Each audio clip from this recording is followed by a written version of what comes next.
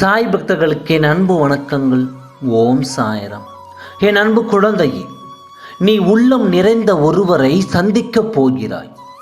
நீ நினைத்த காரியங்கள் எல்லாம் ஒவ்வொன்றாக கைகூடி வரப்போகிறது. எந்த அன்புக்காக ஏங்கி தவித்து காத்து கொண்டிருந்தாயோ, எந்த அன்புக்காக ஏங்கி தவித்து காத்து கொண்டிருந்தாயோ, அந்த அன்பு நிறைந்தவரை நீ சந்திக்க வேண்டும் என்று முடிவு எடுத்த பின்பும் நான் எப்படி உனக்கு உதவாமல் இருப்பேன்? எது நடந்தாலும் என் சாயப்பா பொறுப்பு என்று தானே நீ சொல்லி இருக்கிறாய். அப்படி இருக்கும் பொழுது உன்னை நான் விட்டு விடுவேனா?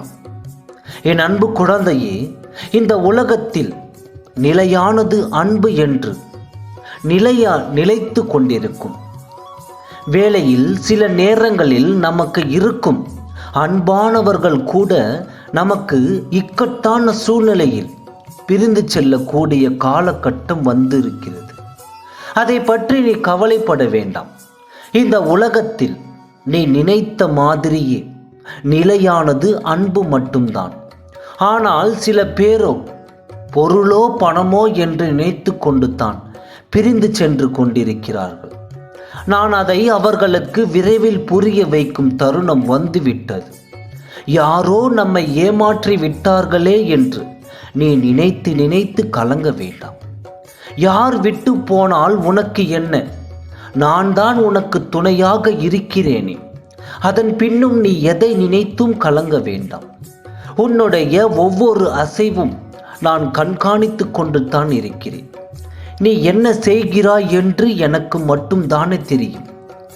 என் அன்பு குழந்தையே, நீ ஒவ்வொரு நாள் விடியலிலும் உன் உள்ளம் நிறைந்தவரை சந்திப்பதற்காகவே காத்து கொண்டிருக்கிறாய்.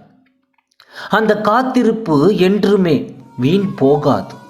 நீ நினைத்தவரை சந்திப்பதற்கு நான் உனக்கு எப்படியாவது எந்த ரூபத்திலாவது உனக்கு உதவி செய்கிறேன்.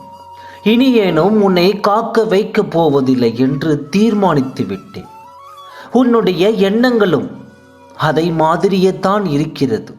நீ சந்திப்பது போலத்தான் எண்ணிக்கொண்டே இருக்கிறாய். அப்படி இருக்கும் என் செல்ல குழந்தையை நான் எப்படி ஏமாற்றுவேன்? இனி நடக்கப் போவதை நீயே பொறுத்திருந்து பார். இனி உன் வாழ்வில் எல்லாம் அதிசயத்தக்க வகையில் தான் நடக்கப் போகிறது. எதை நினைத்தும் கலங்காமல் தைரியமாக துடிப்போடு இரு.